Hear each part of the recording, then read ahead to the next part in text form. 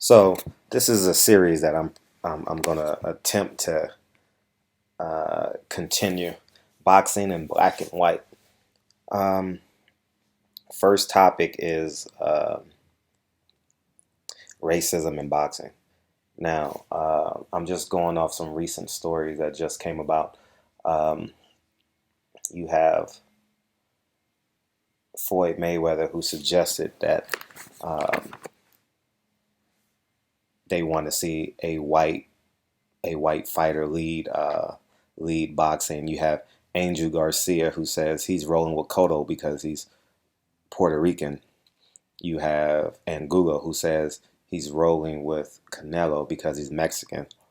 Although he liked the fact that Cotto had experience over him. Uh, and um,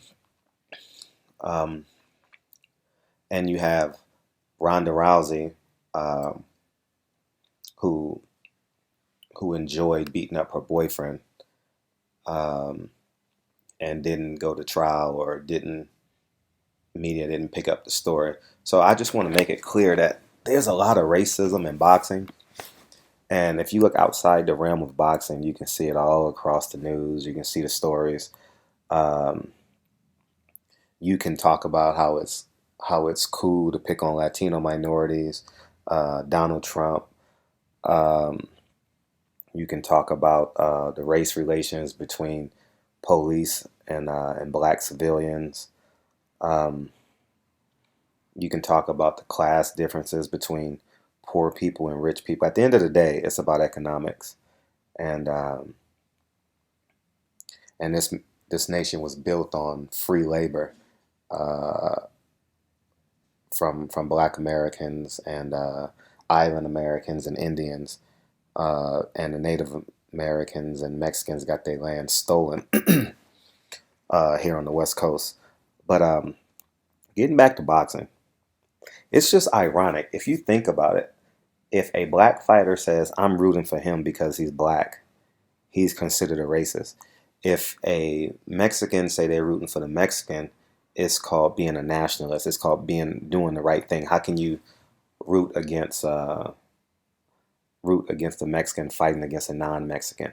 I'm not sure if you guys ever get a chance, go to a big fight in Vegas. Don't I'm not saying just if not to you don't have to go to the fight itself, but if you go into the casino where the fight is being held, you'll see the flags, you'll see nationalists, you can see um, spreads changing based on geography, so forth. The reason why I say that is because if a Mexican is fighting a Puerto Rican, the betting lines uh, will will go into the Puerto Rican's favor because so many Mexicans will bet on the Mexican, and Vegas wants to levy it off. If you have a Mexican fighting a Puerto Rican in New York, you can see it leveraging in favor of the Mexican because so much money is going on the Puerto Rican fighter. So there's a lot of that stuff going on. When I covered the Pacquiao fight, uh, I don't think I ran into one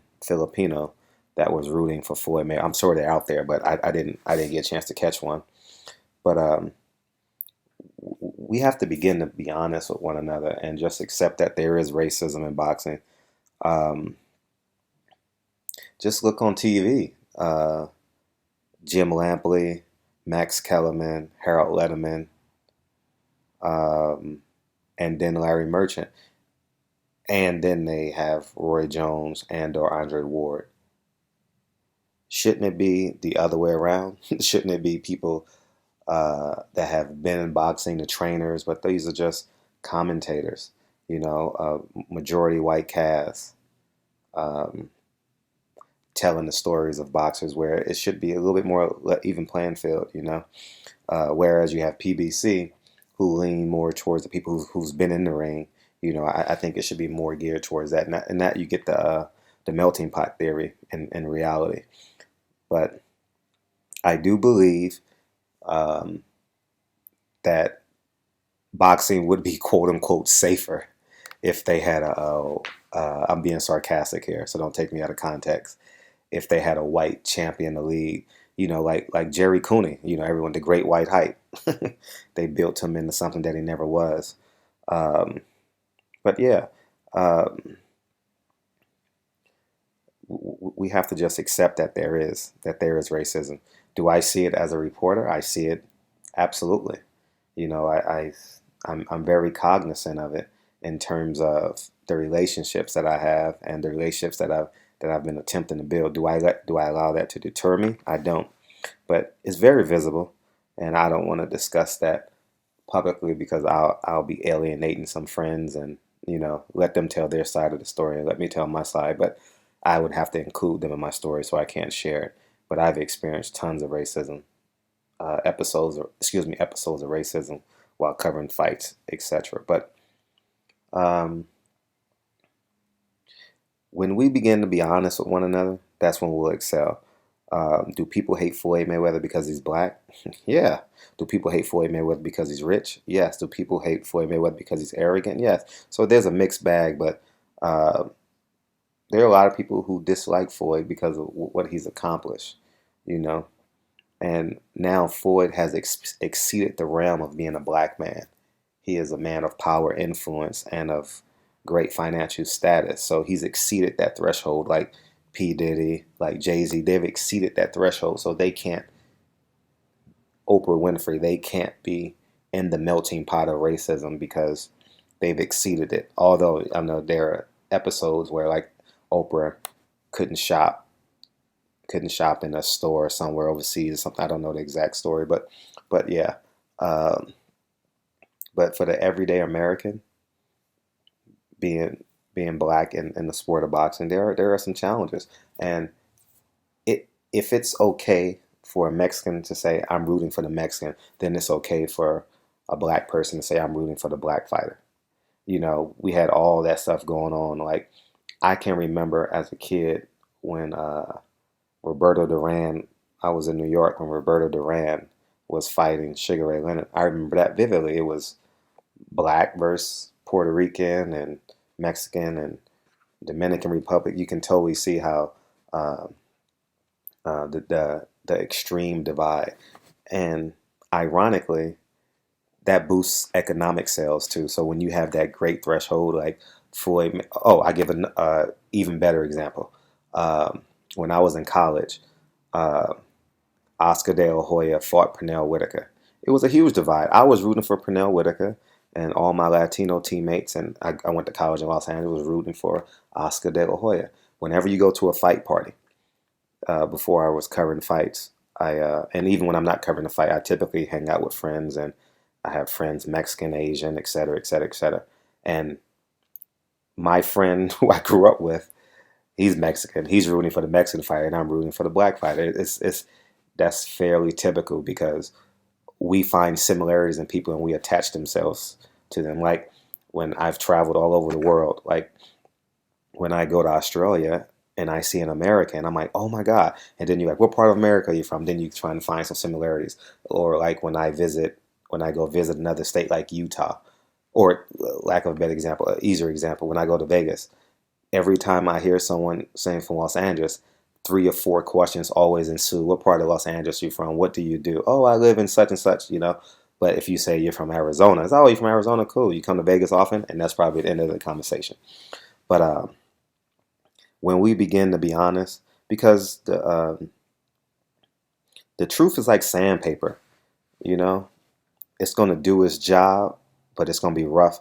The first layer is going to be rough, and once we accept that and we allow the sandpaper to sand down the rough foundation, then we'll get to the smooth surface and we'll be able to understand each other a wee bit better. But I believe there's a lot of truth to what Floyd Mayweather is saying. I accept what Angel Garcia, he's rooting for Cotto because he's Puerto Rican. Hey, there's nothing wrong with being a nationalist, but when a black person say they're rooting for Floyd Mayweather because he's black, or um, I'm voting for President Barack Obama because he's black, then there's something wrong with that. Um, you know, uh, people voted for the Bushes and the Reagans because they were white, not just Republican. So, that's. But now that the Earth is, I mean, excuse me, now that not the Earth, but America has changed. Now you need more subgroups to vote for you, like the gays, um, or what are they called? LBJ. Excuse me for not remember, but let's for lack of a better term, the gays. Then you have the minority sections. You have the Latinos who has a strong voting base. You have blacks now who has a stronger voting base. So it's okay to be honest, man. It's totally worth it to be yourself in this life. Emphasis on the word worth. But yeah, I just find that very very consuming. That when I go to Vegas, uh, someone is always hesitant. And I'm being honest, black people are always hesitant to say I'm rooting for him because he's black publicly. They always say because he's a better fighter, etc. But if you interview anyone of substance, Garcias, the De La Hoyas, the Garcias, if you interview them, who are you rooting for in this fight? Why? Because he's Mexican. Why? Because he's Puerto Rican. Why? Because he's Colombian. So um, this is barbershop conversations. I think this is a conversation that can go on forever and ever and ever because it will go on forever and ever because in capitalism, someone has to be poor, someone has to be rich. There always has to be an economic and social divide in America just because of its landscape. So whenever if you build something on hate, you will produce hate. If you raise your kids to love boxing, when they grow up, they're gonna have some form of appreciation for boxing.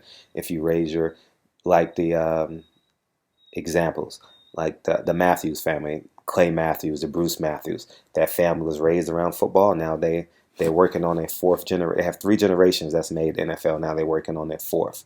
You talk about the LeBron James family. His son is a hell of a basketball player. So it just goes on and on and on. Like whatever you breed is what it will become. So America is sowing its seeds now, and boxing, I would say, is sowing its seeds. It's a it's a great business approach to allow Mexican fighters to love their Mexican fighters and make them believe that they're invincible. Then coin them the phrase that they're the toughest guys in the world. It's called machismo. They have the biggest machismo, and black fighters are runners. They're athletes. They don't like to exchange. They're counterpunchers. And so for then you have the Russians who are heads of stone, hands of stone, tough, durable, sturdy. But when actuality, it's all a mixed bag. So, but this is barbershop conversations. I know this is just a tip of the iceberg, but this is just something I wanted to start. So boxing in black and white. I'm a further this series for as long as you guys like it. But we're growing inch by inch, and I appreciate you guys' support thus far. And this is Barbershop Conversations. And again, if you guys have topics you want to discuss, feel free to drop it in the comments or email me, and we'll get the ship going. But I appreciate you guys' support thus far, and talk to you soon. Thanks, guys.